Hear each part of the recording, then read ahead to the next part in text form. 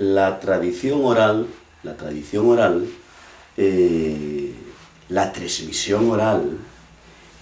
y la continua transmisión de la cultura del pueblo, efectivamente. Siglos atrás, esta cultura popular venía transmitiéndose oralmente, falando de abuelos, de padres, a fíos, a nietos. Así se transmitía la cultura tradicional dun país, que podía ser el país asturiano, el pueblo asturiano. ¿Qué pasa? Que agora estamos viviendo el final de esa transmisión oral.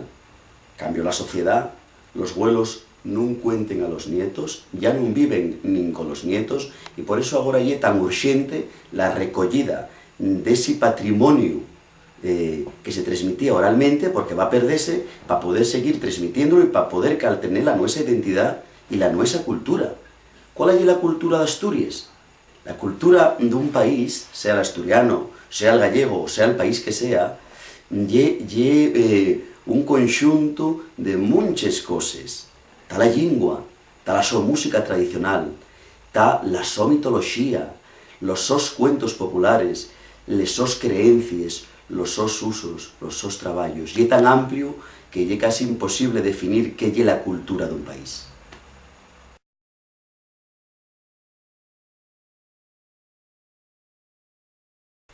Hay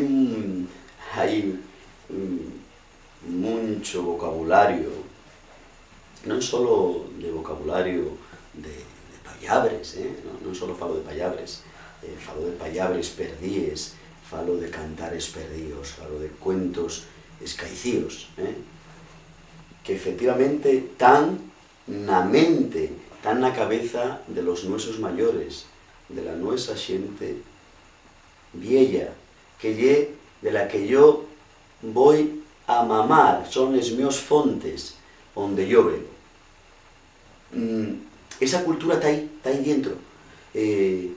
Muchas veces, cuando non llegues a tiempo, desaparez para siempre con esa xente.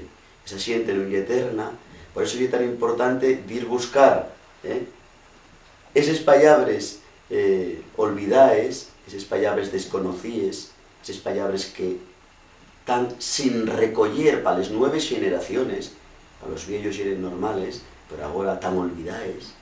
Pero por eso tenemos que ir a esas fontes antiguas, en antes de que desaparezcan para siempre, para que la gente que viene detrás siga conociendo todo ese patrimonio lingüístico, musical, cultural en general.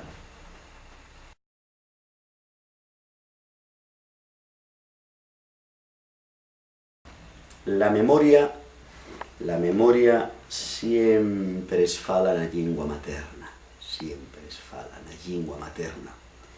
La xente que tuvimos la suerte de tener una bona lingua materna en casa, y el meu caso, tocóme una época, tengo 34 años ahora, los años 70 nos que yo llego a este mundo, son años nos que entama Concello Bable, 74, pero non llega Concello Bable a la sociedad tradicional, non llega al pueblo, non llega a Ambás, en Concello Grao, valga de exemplo por ser el meu lugar.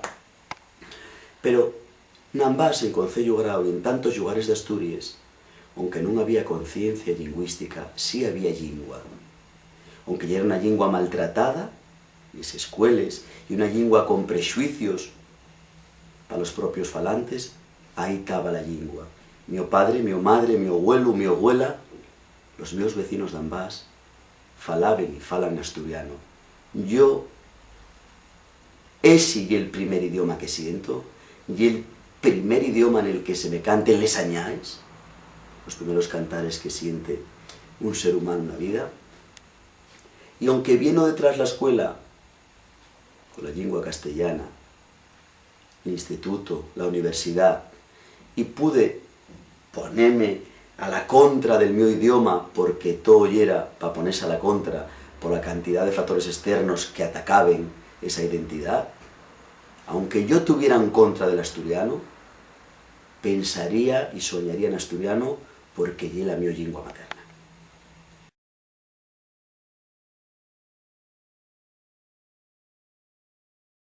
Generalmente nos cuentos, nos sucedidos, nas historias que me transmite la xente que vou entrevistar, falando de cultura tradicional, de cultura popular, la xente fala en primeira persona, aunque non fala en primeira persona, fala en tercera, si fala dun entorno cercano, fala de la súa parroquia, fala, isto pasou a mi abuela, isto pasou a Xoanín de Pericón, que lle desa casa de Ibaxo. Isto contómelo mi tía, que non contaba mentires, asina que la Xana, aunque yo nunca la vi, habíala. O como me llegó a decir a mí un paisano, cuélebre siempre lo hubo, pero dende un año que viene una seca moi grande, ya non nos sentimos ruxir, debieron de morrer daquella. La xente lle partícipe deses creencias, e despois, por exemplo, nun campo diferente de la mitoloxía, como son os cuentos tradicionales, que son cuentos que están catalogados, que hai en todos os países de Europa, hai unha catalogación de cuentos, pues, aunque el cuento se cuente na Bretaña, o en el Perigord francés, o en Cantabria, o en Asturias, en cada sitio contextualizas en el su entorno.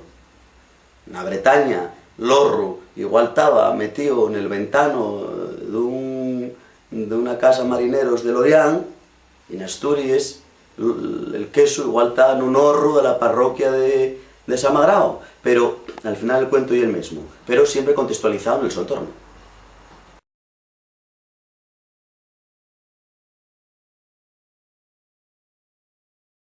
El bon contador, el bon transmisor de la cultura tradicional está lleno de xente. Está lleno de xente. A súa cabeza ten a todas as familias del entorno, de la colectividad, ten a todas as personas, ten a la xente máis célebre, ten a los que vienen máis burros, ten a los que vienen moi listos, ten a los que ficieron esto, ten a los que deixaron de facer o outro, e xente que está llena de xente, pero del seu entorno, que ya lle un mundo, que ya era un mundo.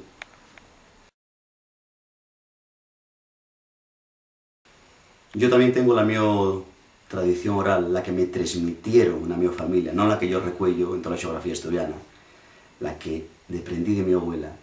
Acuérdome del primer recitado que me enseñó mi abuela Celestina Casancho, la de mi casa, la d'Ambás. Y era para enseñarnos a presinanos, y decía: por la señal de la Santa Canal subía y arribón topei un nial, tenía paixarinos aqueilos al sol, baixou el Milán, llevoume el mellor, ya fui detrás de él con un cordel, y acagoume na mano, patilla pa él.